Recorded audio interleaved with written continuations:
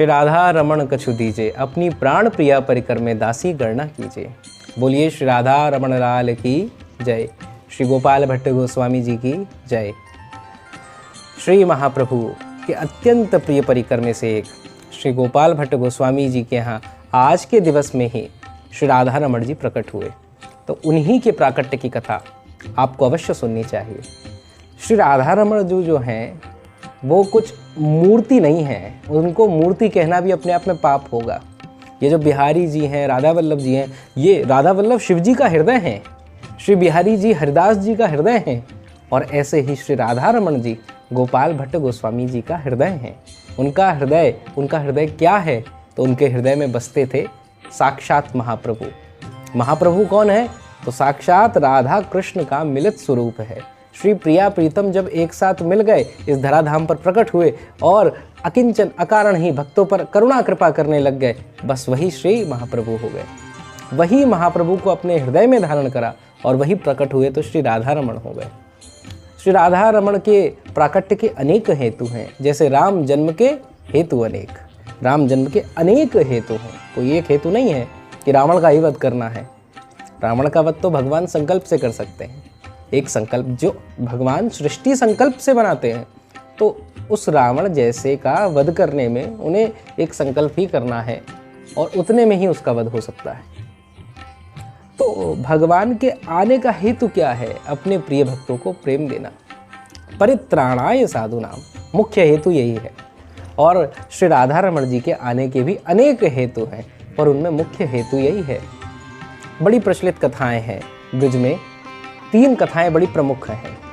एक कथा इस प्रकार आती है कि कोई सेठ जी थे, वो वृंदावन आए, ब्रज में आए और हर जगह दर्शन करे तो कुछ ना कुछ पोशाक भेंट करी। बिहारी जी में गए तो बिहारी जी को बढ़िया सी कोई पोशाक पहनाई, श्री राधा वल्लभ में गए तो वहाँ पे भी पोशाक पहनाई। अब उनकी इच्छा हुई कि हमने सुना है कि गोपाल भट्ट बड़े संत हैं, उनके पास भी चला जाए। उनको ले गए लोग, और जब गोपाल भट्ट गोस्वामी जी के यहाँ पहुँचे तो देखा इनके यहाँ तो शालिग्राम है, इनको क्या दें? भाई शालिग्राम जी तो वैसे ही रहते हैं, स्नान करा दिया, चंदन लगा दिया, तुलसी पत्र रख दिया, बस हो गया कार्य। अब शालिग्राम जी का तो यही श्रृंगार है, तो इनके लिए क्या श्रृंगार करें? यूँ कहकर वो चला गया। ये बात गोपाल भट्ट गोस्वामी के हृदय पे लग गई और श्री राधा रमण जी ने कृपा कर दी। दूसरी कथा इस प्रकार आती है कि ब्रज के ही परम संत हुए श्री हरिराम व्यास जी। श्री हरिराम व्यास जी बिहारी जी में जाते, बिहारी जी के सुंदर रूप माधुरी का गुणगान करते। श्री राधा वल्लभ में जाते तो वहाँ गुणगान करते। ऐसे हरिराम व्यास जी बड़े ही प्रसिद्ध, और खुद भी हरिराम व्यास जी के यहाँ जुगल किशोर प्रकट हुए थे। तो ऐसे हरिराम व्यास जी, श्री गोपाल भट्ट गोस्वामी की इच्छा हुई कि इनको बुलाएं, हमारे शालिग्राम जी का भी गुणगान करें।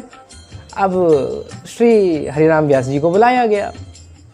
व्यास जी आ गए। व्यास जी ने शालिग्राम जी को देखा, बोले कि इनके लिए क्या ही गा सकते हैं, पर चलिए हम प्रयास करते हैं। अब इनके माता पिता कौन हैं, उन्होंने बुद्धि लगाई कि भैया शालिग्राम जी तो गंडकी नदी से प्राप्त होते हैं। तो श्री गोपाल भट्ट गोस्वामी जी के सामने हरिराम व्यास जी ने गाया कि गंडकी नंदन झूला झूले।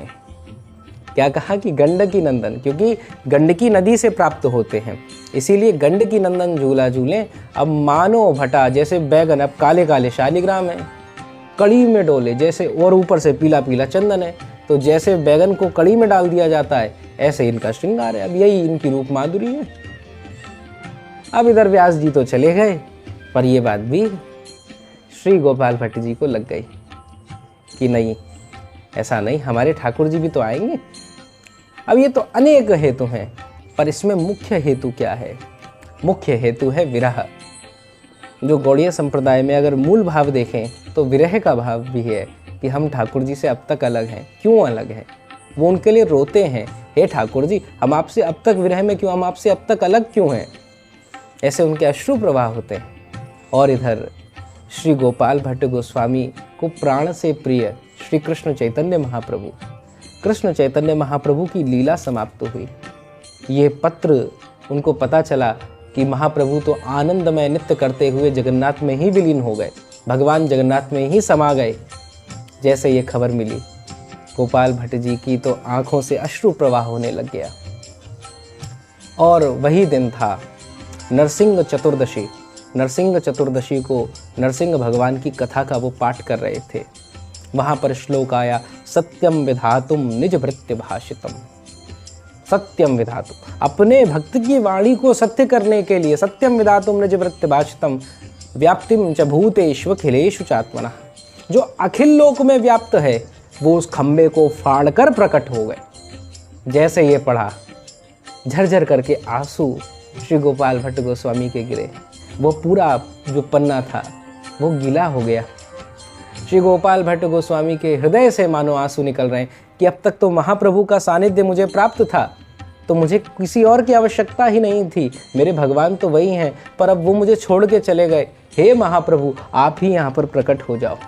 इसीलिए प्रायः जितने राधा रमणीय परिकर के लोग हैं वो कहते हैं गौर होइलो राधा रमण, कि साक्षात महाप्रभु का जो रंग है वो गोरा है। वही गौरंग महाप्रभु ही नरसिंह चतुर्दशी के अगले दिन साक्षात श्री राधा रमण लाल के प्रकट रूप में प्रकट हुए।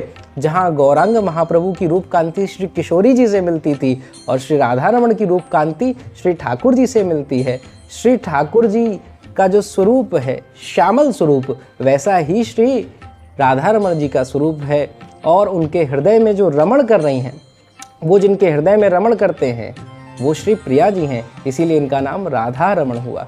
बोलिए श्री राधा रमण लाल की जय हो। श्री प्रियादास जी इस पे बड़ी सुंदर कहते हैं कि श्री गोपाल भट्ट जू के हिय वे रसाल बसे, लसयों प्रकट राधा रवन स्वरूप हैं। नाना भोग राग करें अति अनुराग पगे, जगे जग माही हित कौतुक अनूप हैं। वृंदावन माधुरी अगाध को स्वाद लियो जियो जान, पायो शीत भय रस रूप हैं। गुण ही को लेत जीव अवगुण को त्यागी देत, करुणा निकेत धर्म सेतु भक्त भूप हैं।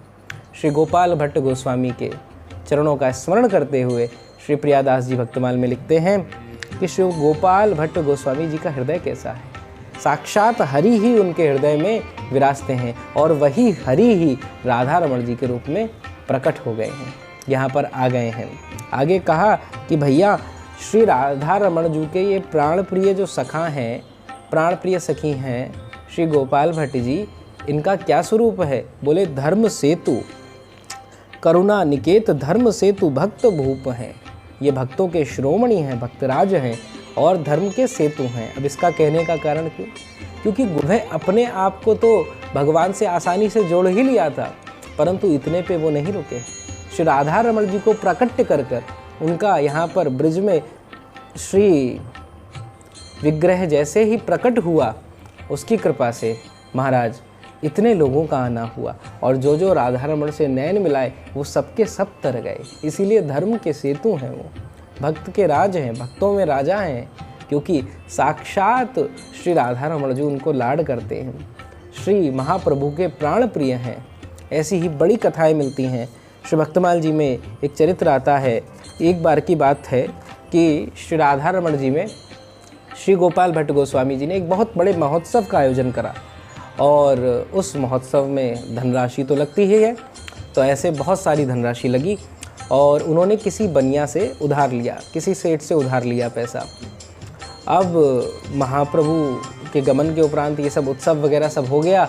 अब जब पैसा देने का समय आया तो श्री गोपाल भट्ट जी इतना व्यस्त थे कि वो स्मरण में ही नहीं रहा, और सच्ची बात तो ये थी धन भी नहीं था, तो दें कहाँ से।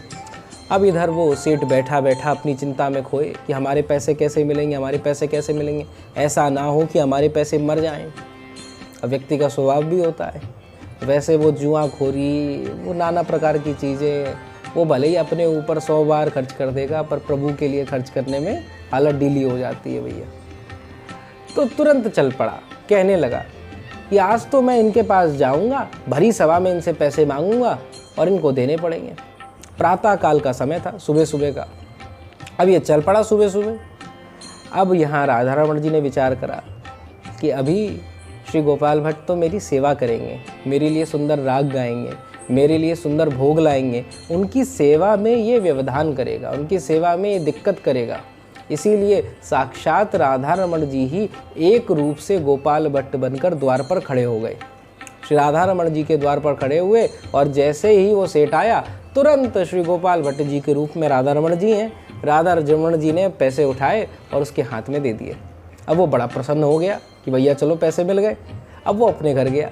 अब संयोग की बात थी कि उसी दिन कोई सेवक आ गया, कोई भक्त आ गया और उसको भी कुछ राशि मन करा कि गोपाल भट्ट गोस्वामी जी को भेंट करें। तो अच्छी खासी धनराशि उसने भेंट कर दी। अब शाम का समय था। श्री गोस्वामी जी ने विचार करा कि ऐसा करा जाए कि उसका कर्जा तो है ही, कि मैं जाता हूँ उसका कर्जा चुका के आ जाता हूँ। हाथ में पैसे लिए और जैसे सेठ के यहाँ गए, सेठ को पैसे देने लग गए। तो वो कहने लगा, गोस्वामी जी ये क्या कर रहे हो, आपके पैसे तो हमारे पास आ गए, सुबह सुबह ही आप दे गए हो। अरे श्री गोपाल भट्ट जी ने विचार करा, मैं कब सुबह सुबह दे गया, मैं तो ठाकुर जी की सेवा में मग्न था। तब उनको ऐसा आभास हुआ कि साक्षात राधा रमण लाल जी ही उनके लिए, उनकी सेवा में दिक्कत ना हो, उनकी सेवा में परेशानी ना हो, इसलिए वह स्वयं ही ये सारा कार्य रूप धरकर इसको पैसे दे दिए। ऐसा स्नेह श्री राधा रमण लाल जी अपने प्रिय भक्त श्री गोपाल भट्ट गोस्वामी से करते। और आप सबको श्री राधा रमण के प्राकट्य उत्सव की खूब सारी बधाइयाँ हों, प्रिया प्रीतम की खूब सारी बधाइयाँ हों। गोपाल भट्ट गोस्वामी की जय हो।